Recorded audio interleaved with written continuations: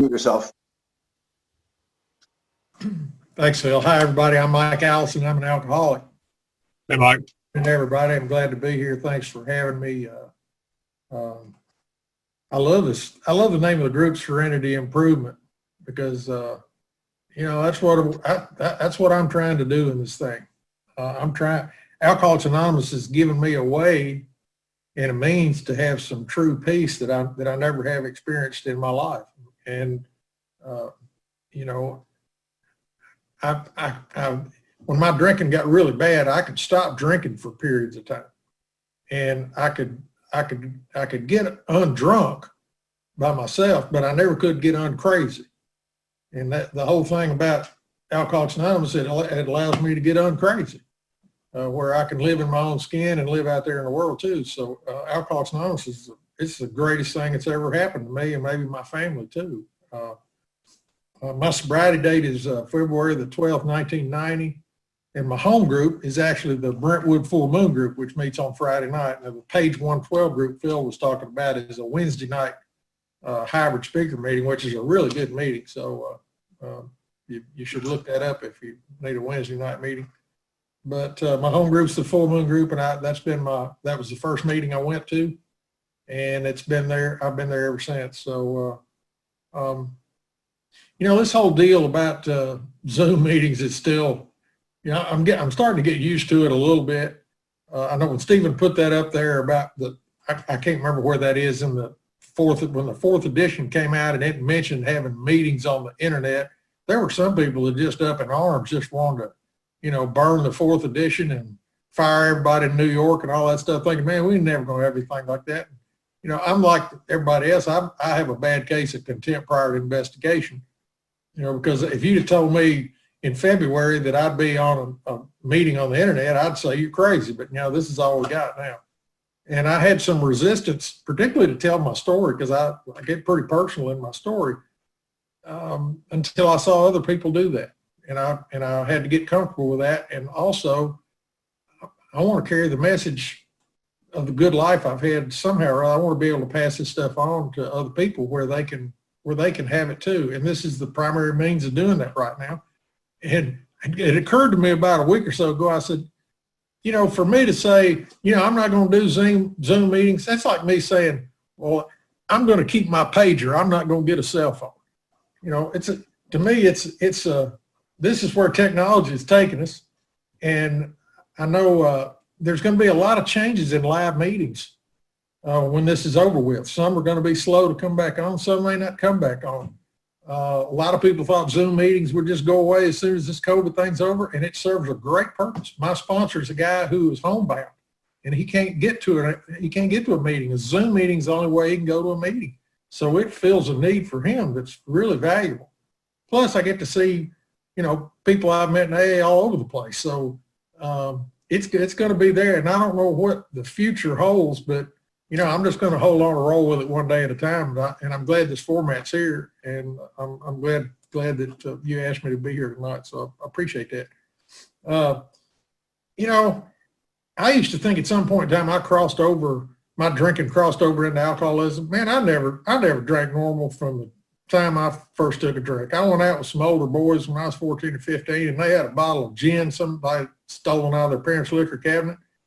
And I started drinking that right off the bat, and I had a great time, and I don't remember anything. And then I got sick as a dog that night, woke up the next morning.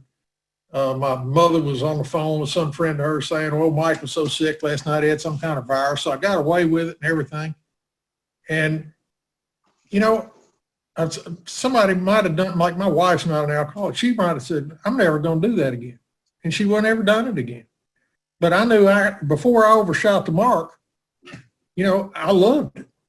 And my parents drank, as far back as I could remember. They started a business by the time I was born, and they worked really hard, and then they come home and they drink in the evening, and then they drink on the weekends with their friends, and everybody had a great time, except every now and then somebody overshoot the mark and bad stuff had happened.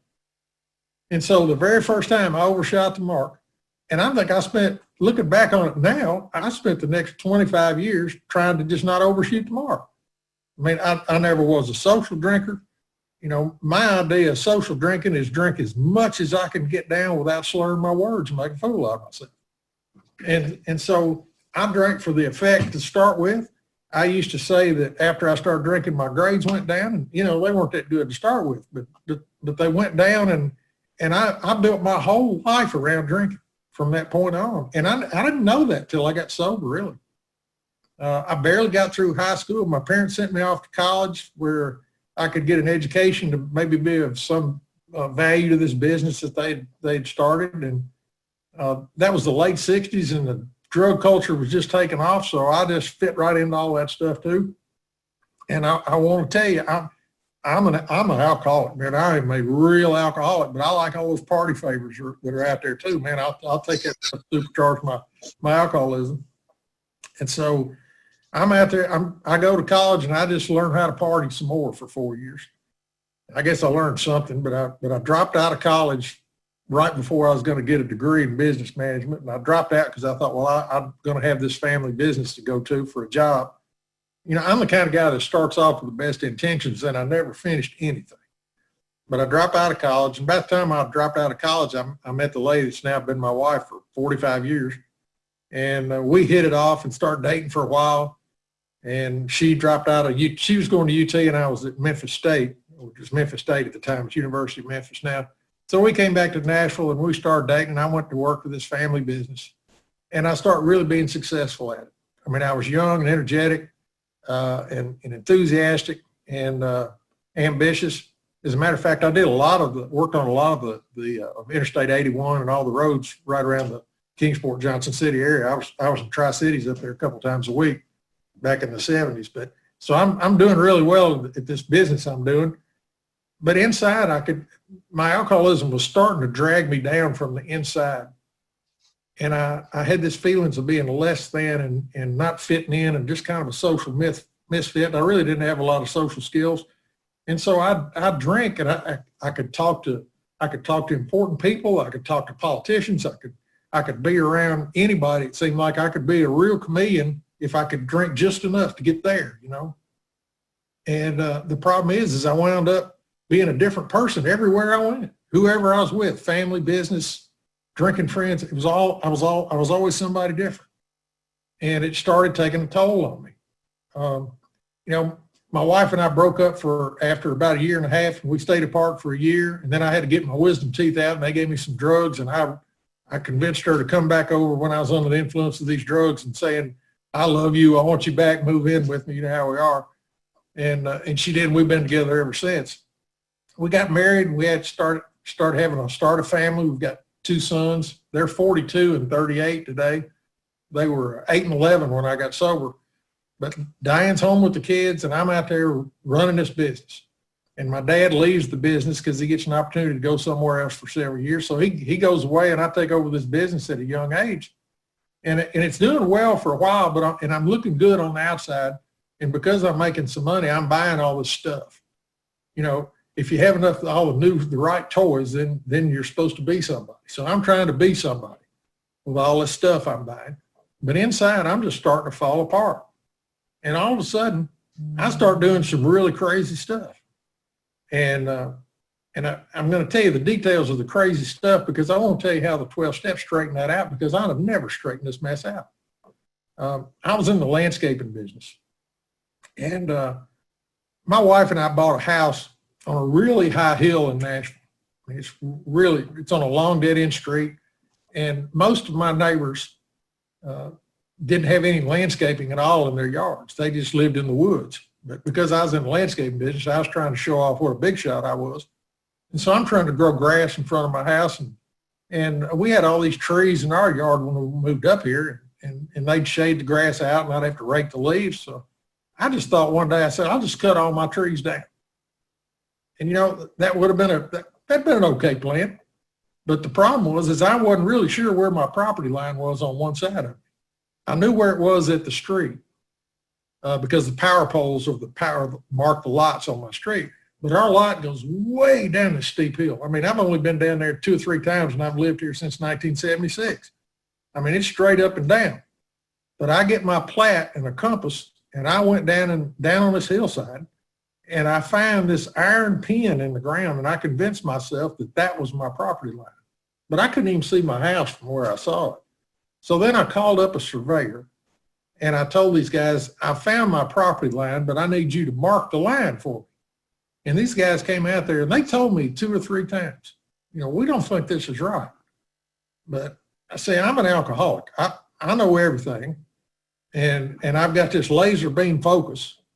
And if I'm paying you, you're going to do it my way anyway. So I tell them, yeah, that's my line. All right, you just mark it. So they did. And when they got through with their surveying, the stakes and flags that they marked were almost touching my next door neighbor's house.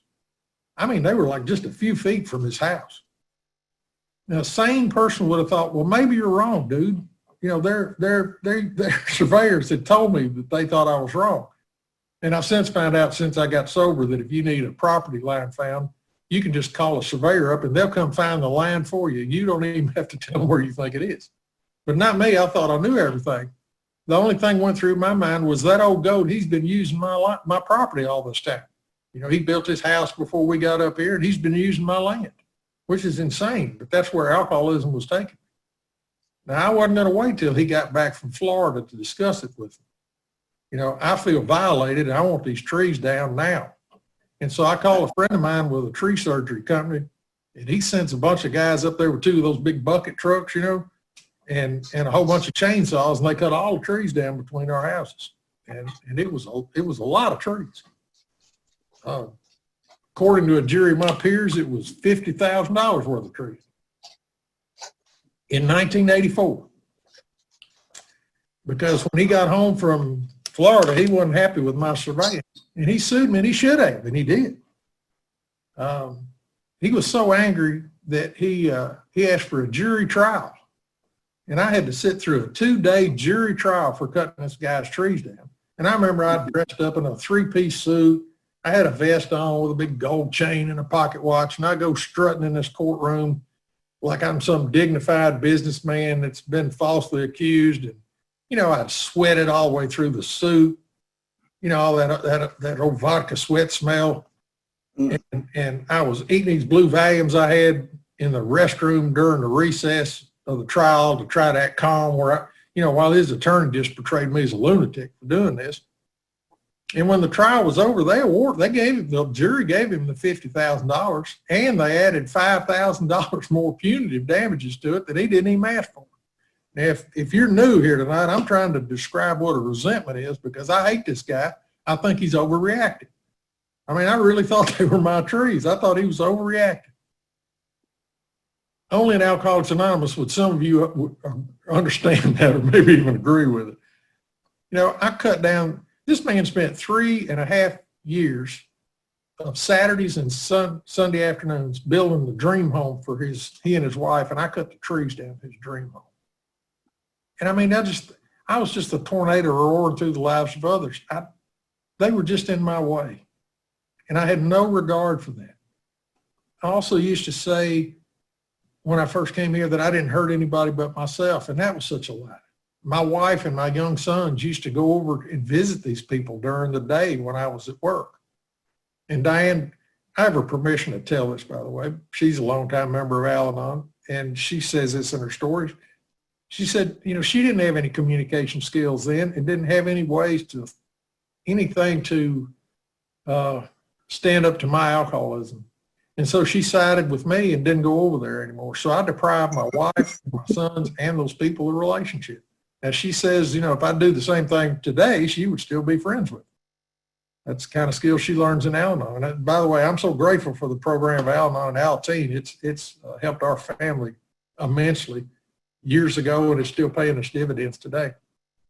But anyway, we don't have any kind of that stuff. So that stopped that. And every day I'd pull in my driveway from that point on, I would see his house and I'd think about him suing me and embarrassing me. And I'd get mad before I'd even go in to see my wife and my kids every night. I mean, I hated that man. Resentment's just burning me. And when I have a resentment like that, I've got to drink. I got to drink, and I can drink at you too. So I was doing that. But now, and I mean, after he sued me, if I'd see him on the street, see his car coming down the street, I'd ease my car over in his lane like I was playing chicken with him. And I'd curse at him when he got his mail. I mean, I was horrible to this man for years. But I made it worse. Several years before I cut his trees down and he sued me, he came to me because he knew I was in the landscaping business and asked me if I could get a weeping cherry tree for his wife. He said, I think that's the prettiest tree there is. I said, yeah, I can do that. What else you want? He said, well, that's all I want. I said, well, ask her if she wants any other plants. And I guess he thought I was trying to sell him something, but I was just trying to play the big shot, just like the book says. And so I asked him where he was going to plant the weeping cherry tree and these other things. And he told me. And so I sent one of my crews out and got this big weeping cherry tree and these other plants and planted them in his yard. And he came to me that afternoon, I believe, and he said, look, I didn't mean for you to plant this stuff. I was just hoping you'd get it for me. He said, how much do I owe you? I mean, he was just a good man, wanting to do business with his neighbor, to give me the business. But I reared back and I said, oh, you don't owe me anything. And I wouldn't let him pay me. I wanted him to know that, I had this company and these people and I was a big shot. I didn't need his money. I could just do these things for people. I was always doing things for a trade, never out of for free and for fun. So several years later, after I cut these other trees down and he sued me, I went over there the very next night with some herbicide and put on the weeping cherry tree and killed it. I mean, he hadn't paid me for it. I thought they were still mine. I mean, that's a alkalogic. So this is how I'm treating my next door neighbor. By my mid-30s, my drinking went from having a good time and being the life of the party to just drinking to survive. I mean, to just get over a miserable, one miserable event after another. Alcoholism took me to the dark side. I started cheating on my wife, and I knew that was wrong, and that's just where I went. And I had all this guilt and shame and remorse for doing it, but that didn't stop me from doing it. If I could drink enough of that Crown Royal and take enough Valium, I could do anything. And so there I was.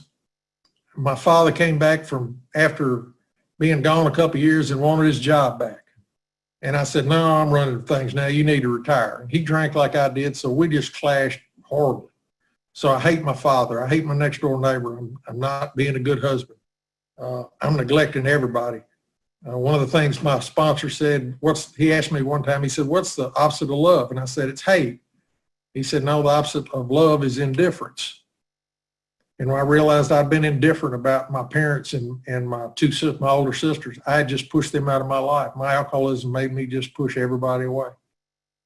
And it came to a head where I was going to shoot my father's Buick one morning. I decided I would shoot the windows and tires out of his car when he pulled in the parking lot of the office. And I didn't do it, but I went home and I told my wife, and she said, I can't help you with that. Why don't you go see your doctor, which I went to one more time. And my doctor sent me to a psychologist who sent me to some kind of therapist, and then they referred me to a treatment center. And next thing you know, I have to go to my first AA meeting, and I have to get a sponsor to get out of this treatment center. So I go to the Full Moon group, and I get there late, and there's the parking lot's full of cars. They're even parked on the grass, and I'm thinking I've come the wrong night. This church is having some kind of picnic or bazaar or vacation Bible school or something.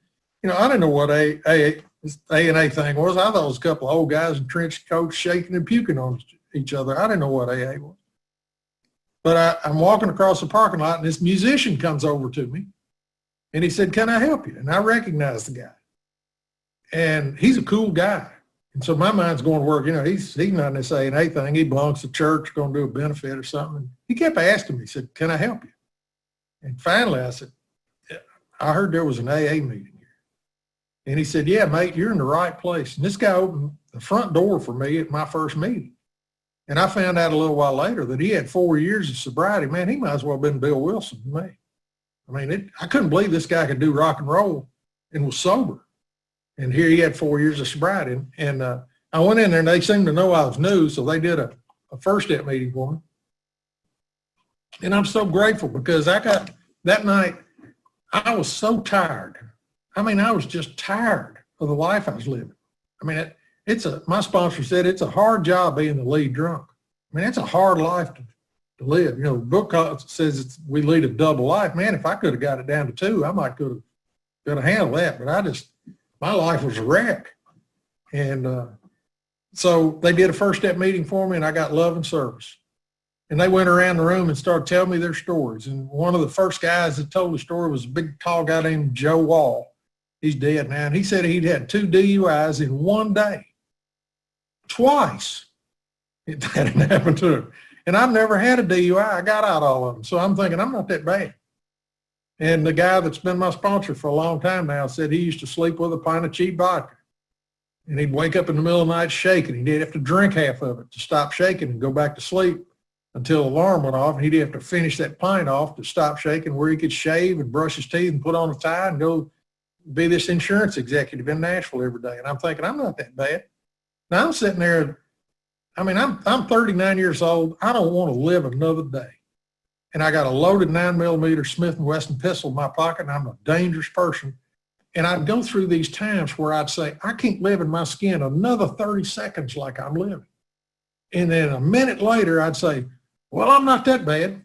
And I'd go back and forth on that. It's maddening. It had such a grip on me. But I finished that treatment center. That's the first thing I'd ever finished in my life. And I went to the Full Moon Group, and they told me to come back. And, you know, by the way, my first meeting, all the consequences everybody was talking about that went over my head. But when they talked about the misery of alcoholism, how miserable it felt to them, even when they weren't drinking, that's when I connected. I thought, that's me. You know, my alcoholism is a lot more painful when I'm not drinking. You know, when I'm in oblivion, I'm in oblivion. But if I'm not drinking and hadn't had a drink for a while, and everybody's on my back and they're getting on my nerves and I got that spring tightening up inside of me, that's a terrible feeling. And sooner or later, I'd go drink again because that's the only solution I had. I had to have a sufficient substitute, and that's what you people have given to me. So I had to get a sponsor before I get out of this treatment center, and I was afraid to ask anybody. And when I'm sober, I'm scared and shy and don't like conflict or rejection or any of that stuff. And but I had to get a sponsor, and there's this guy named Buff that I thought must be president of AA because he said good things in meetings, and he even gave me his phone number the first night. And I thought, well, I'll get Buff to be my sponsor. So I go over to him and I said, you know, Buff, I got to get a sponsor before I get out of treatment next week. And he looked at me and he said, well, you ought to ask somebody, and walked off. So a couple of days later, I went back to him again at another meeting, and I said, Buff, will you be my sponsor? And he said, sure, I'll do that. He said, I'll tell you something. He said, I'm going to be bone-crushing honest with you, and I want you to be bone-crushing honest with me, or this thing's not going to work. And he said, I go to a lot of meetings, but the most important thing he told me, he said, if you'll take the 12 steps with me like I took them with my sponsor, your life will change whether you want it to or not.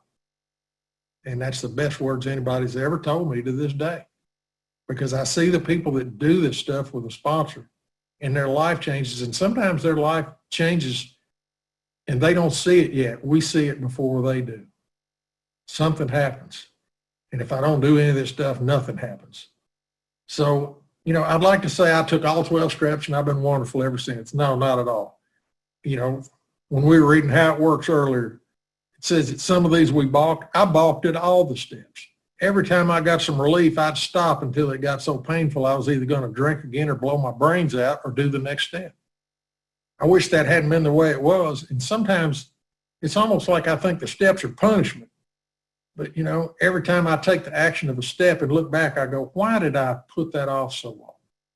You know, I'm just prolonging my misery and delaying my recovery if I stall on the step.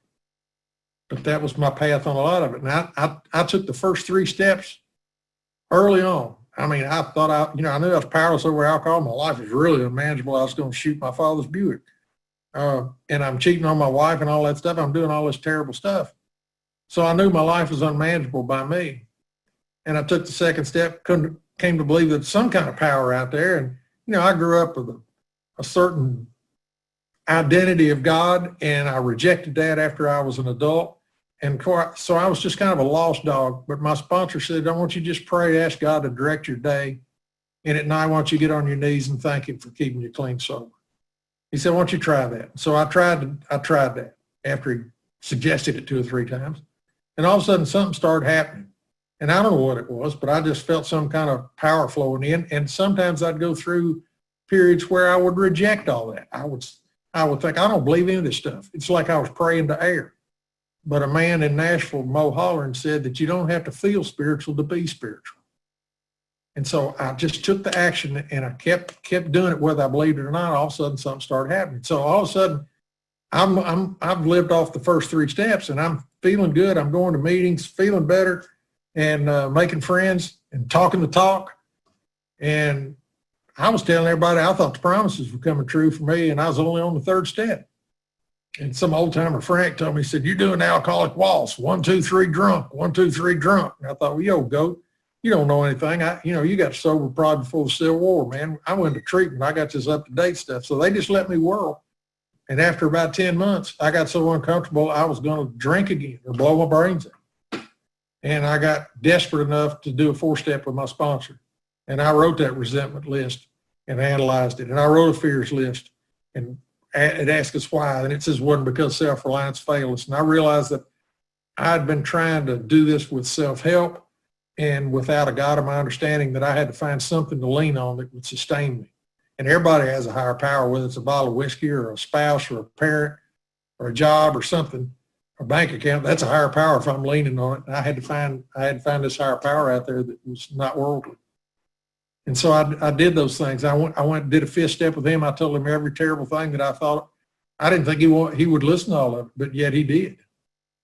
And he told me all the bad stuff that was in his 5th step. And by the way, sometimes I get tired of talking about that stuff. But I did listen to a guy's 5th step not long ago, and I always start off by telling him I said, "What's the worst thing on your list?" Which is what my sponsor asked me. So I asked this guy, "What's the worst thing on your list?" And he told me, and I asked him a question about it. And he gave me an answer. And then I told him the worst things on my 5th step list. And all of a sudden I could tell a shift in his eyes because I'd gotten honest with him about that. And he said, "Yeah, I didn't give you the right answer a minute ago. Let me tell you what really happened."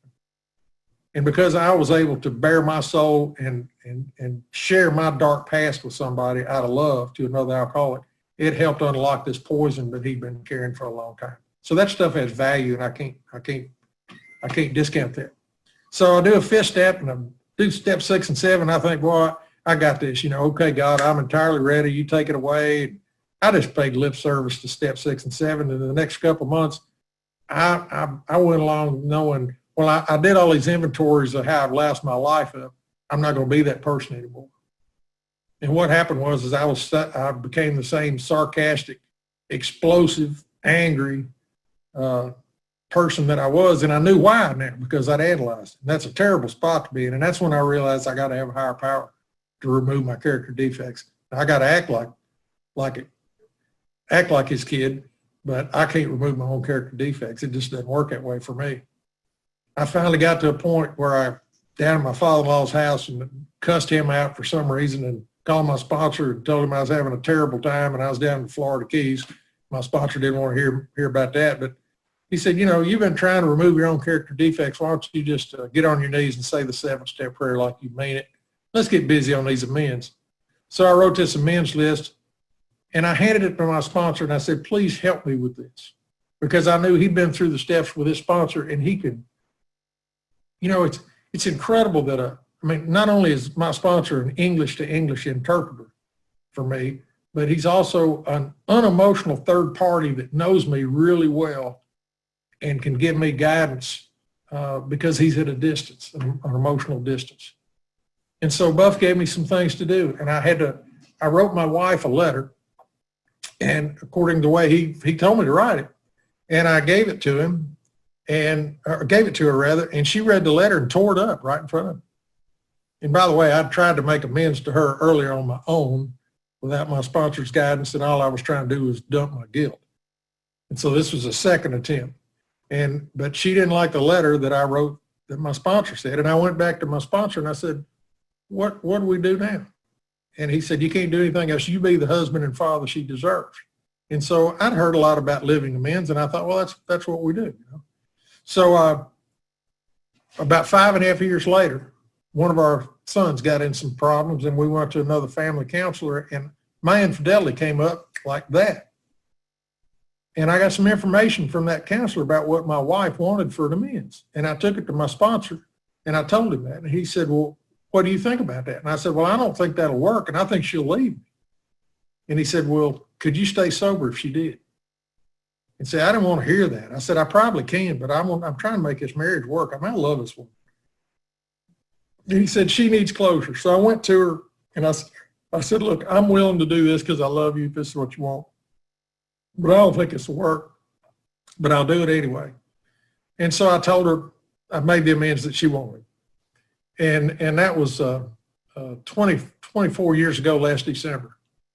And I've got a marriage today that's built on honesty and trust. I work real hard trying to keep that slate clean, and I don't deserve all that, but I got a chance at having a relationship with this woman that I always wanted.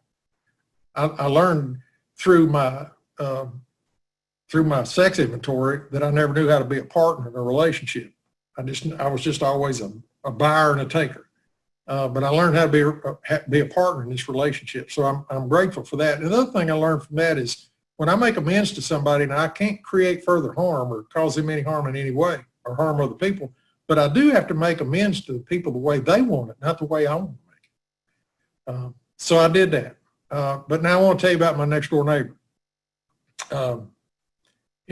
Buff said, this one's easy. He said, you just need to go to your next door neighbor and apologize for cutting his trees down and being such a jerk to him. He said, and you need to plant him another weeping cherry tree. He said, now you don't need to tell him you know how it died because he doesn't know you poisoned it. He just think it died on its own. And I don't know about you guys, but when I find out about an amend that I got to make, these people just kind of appear. And a couple of days later, I'm coming back from the back room group on a Sunday morning, and I pull in my driveway, and there he is out there on his ride lawn. And my heart starts pounding. I mean, it was about to come out of my chest because this got real. And I said, God, I don't know exactly what I'm supposed to do here, but please give me the right words to say and give me the courage to do this right. And I got out of my car and I walked around the 6-foot-high wood fence that I put up after he sued me to try to screen him out. And I start walking over there to him, and he sees me coming. And I mean, his eyes are as big as saucers when he sees me walking over there. I mean, he has this look on his face like, can I get this lawnmower in a high enough gear to outrun this guy, or should I jump off and run? I mean, he does not want, we hadn't spoken in years. But as I'm walking toward him, he turns the lawnmower off. And he gets off of it and he walks over to me, and I said, Mr. Logan, can I talk to you for a minute? And he said, sure, what is it? I said, I did a terrible thing cutting your trees down. And I've disrespected you and your wife for a long time, and all that was wrong. And I'm trying to change some things in my life, and I don't know what I could ever do to make up for the damage I've caused you. But if there's anything I can do to make up for that, I'm willing to do whatever it is. Now, I didn't mean to say that. I really didn't mean to say I'll do whatever you want me to do. I really didn't. But I asked God to direct what came out of my mouth, and buddy, that's what blurted out. And I thought the man would just say, get off my property and don't you ever come near me again. Because that's the way I dealt with people. They got my way, my way or the highway. And I really expected that's what he'd done. And sometimes we hurt people beyond their capacity to love us, and we leave them alone out of respect. That's what they really want for them is to be left alone. And so I was sure that's what he was going to do. But instead he came over to me and he put his arms around me and he started hugging me and he started sobbing on my shoulder. And he held me for a while. And he pulled back away from me and he looked me right in the eyes and said, what's in the past is over. He just forgave me right there on the spot. And I was so freaked out by that. I mean, my mind said, okay, he's forgiven you, run. I mean, I wanted to run away. And I want to tell you this, I would have done that because that was my best thinking. But I had clear instructions from my sponsor about what to do that day. And so I didn't run away. I heard my sponsor's voice say, don't you run off, you got something to do here. And if I'd have run away, I'd miss what I'm going to tell you now. I said, look, Mr. Logan, I appreciate you forgiving me, but I really want to do something to make up for this. And then he looked at me again and he said, you already have by coming over here. He said, the thing that hurt my wife and I all these years is that we'd lost our neighbor. And we've been praying every day that we'd get our neighbor back, and now our prayers have been answered. And I've been pulling my driveway, cussing him every day, and he'd been praying for me. My sponsor told me after he heard me tell that story several times, he said, if you ever get to where your higher power's not big enough, why don't you just borrow Mr. Logan's for a while? And so I said, look, I appreciate you doing that, but I want to do something to make up for this. And he said, oh, you already have by coming over here. And I said, well, I noticed your cherry tree died over there. Can I plant you another one? And he said, oh, you don't have to do that. And I said, well, I'd like to if you'll let me. And he said, well, Miss Logan would like that. So I didn't have my people anymore. My business got worse. I'd made a lot of bad decisions. And even after I got sober for a couple of years, my business kept going down because I'd made all these bad decisions for a long time. But it eventually went on pretty good, and I was able to retire from it some years ago. But it was really bad then. And so my older son, who was 12 at the time, he and I went and got a bigger weeping cherry tree. And he doesn't even remember doing this, but we got a bigger weeping cherry tree, and we went and planted it in the man's yard. And right away, I got a letter from him that I carried in my big book. And this is dated June 26, 1991. Dear Mike, it was with much surprise that we found a beautiful cherry tree in our yard when we returned home yesterday. We had not expected it so soon. We will care for it, and we will cherish it always, not only for its own sake, but because it is a beautiful tree, but because it symbolizes a deep and lasting friendship between us and you and your family. We pray that God will bless you and your family in all that you do, and we pray for ourselves, for we are sinful people by nature. There are none of us without fault, and we need his constant love and forgiveness. Again, we thank you for the tree. We're all the more grateful because you did not have to do it. Your friendship means more to us than you know. Most sincerely, George Logan. This man gave us a country ham or a box of steaks every year for Christmas until he died. When my dad died about a year later, the first flowers came to the funeral home was a wreath of purple orchids from Mr. Logan. I've got one of them right here on my desk to this day. He died about 6 years later, and you guys taught me to show up for weddings and funerals and graduation stuff I used to be too busy for, I thought. And I go over to this big Baptist church in my neighborhood, and it's full of people. I mean, this man obviously had a lot of friends, and I don't know anybody in there, but I'm there with my shirt and tie on, and I'm shaking hands in the receiving line with all these people. And I shake hands with this one man, and he says, oh, you're Mr. Allison. Dad told us all about you. I'm going, oh, great. And then this man said, he said that you all had a disagreement, but that you'd made it right. And you see, I wouldn't have ever made that right. I would have gone to the grave hating that man and drinking myself to death over stuff like that if I hadn't followed what my sponsors said, if I had done these steps. I'm telling you, after I started making amends, the promises started coming true for me. I started knowing a new freedom, a new happiness. And then I had a 10th step to stay current. I got wreckage of the present I got to clean up from time to time. I got 11 step that helps me get closer to this God that I still don't understand, but I have faith and trust in. And then the 12th step, I'm trying to do this stuff best I can outside the meetings and try to give it away. And my life got really good. I mean, I'm in AA. My wife's an Al-Anon. My kids are an Al-Teen. We're an Al-Dog, an Al-Cat, and everything you can belong to. We thought we were a recovery family. And then my younger son gets kicked out of 8th grade for having some marijuana in his shoe. He got zero tolerance. And he was out for a year. And I had to take him all the way across town and pick him up every day at this alternative learning center for a year. And I thought, is this my reward for staying sober and sponsoring all these guys that my kid gets kicked out of school for weed? But again, I have contempt prior to investigation. It forced me to spend time with my son that I wouldn't have spent because I worked all the time. And I got a bond with him when he was in the 8th grade that carries through today. The actions, it's amazing to me when I took the steps the first time, particularly, I was just trying to put out the fires of my life. It never dawned on me that it was going to pay me dividends for the rest of my life. I'm still getting dividends from what work I did a long time ago. That doesn't mean I live off way back there, but it helps me stay current too, and in the process to work through this stuff as it happens. He's 38 years old now. He's lived in Northern California for about 17 years. He drinks and parties like I did, and about 2 years ago, he did something to burn his life to the ground, and he hadn't had a drink in 2.5 years. And he's been to some meetings with me. I don't think he's going to AA, but I had a conversation with him. I said, look, I want to tell you how proud I am that you've turned your life around. And I said, by the way, I know you know how much I love AA and how much I'm involved in it, but I want you to know that your path is your path, and I never want you to think I love you any less if you don't ever go to AA. That's up to you. And he said, well, I appreciate you telling me that. He said, I see what it does for you. So that seed's been planted. One other, I got a few more minutes. Sorry, I had cataract surgery a couple of weeks ago, and I cannot see very well at all.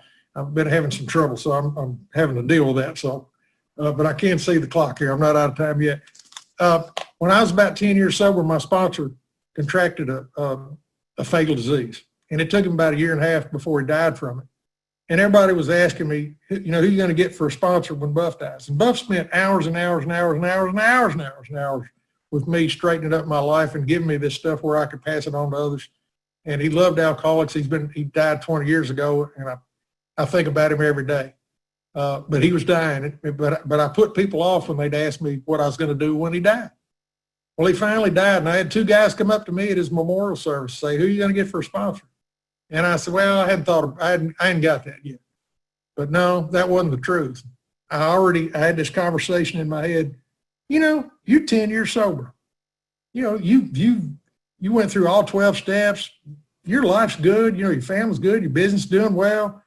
You know what Buff would tell you anyway. You probably don't need to get another sponsor. And I thought about that for about 2 seconds. And I went, that is nuts. I mean, I'm an alcoholic. I got alcoholism. I don't have alcoholism. I mean, I need a sponsor. I still need a sponsor today. And I want a sponsor today. And so I picked up my phone and I called that guy that I was telling you about that had to drink the vodka all night long. He came in about 6 months before I did, and Buff was his sponsor. So I picked up the phone and I called Terry and I said, Terry, I just had this conversation in my head that I don't need to get another sponsor, and that's crazy. Will you be my sponsor? And he said, yeah, but I'm not Buff. And see, I think I got that contempt prior to investigation. I think I know what I need for a sponsor. But Terry's now been my sponsor twice as long as Buff was, and he's a wonderful man. He's at home doing Saturday things on Saturday. He's a one day at a time guy, a meat and potatoes AA member. And I've learned more about how to be a husband, a father, a grandfather, and a brother, and a son, all that stuff. I've learned skills from him, and sober women too, by the way. But I learned a lot from Terry. But what I didn't know is I think when I reach out and take an action, that it's all about me. But I didn't know God has us all linked together. Terry was having the same conversation in his head that he didn't need to get another sponsor either. So after our conversation, he picked up the phone and called another guy and said, I wasn't going to get a sponsor, but Allison said, that's crazy. Will you be my sponsor? And so that's how we help each other. We're all in this together. I've really enjoyed being here tonight. I know some of the folks on there, some of you I don't know. Hope we cross paths someday when we can. I just want to close with something. You can get Grapevine Quote of the Day emailed to you for free. I don't know if anybody knows about that. If you don't, they'll send it to you every day. And this is one of the Grapevine Quotes of the Day sometime in October. And Bill Wilson wrote this in 1961. Let us remember that great legion who still suffer from alcoholism and who are still without hope. Let us, at any cost or sacrifice, so improve our communication with all those that they may find what we have found, a new life of freedom under God. And I love my God. I love Alcoholics Anonymous. I love you guys, and I really do love this good life. So thanks for letting me share.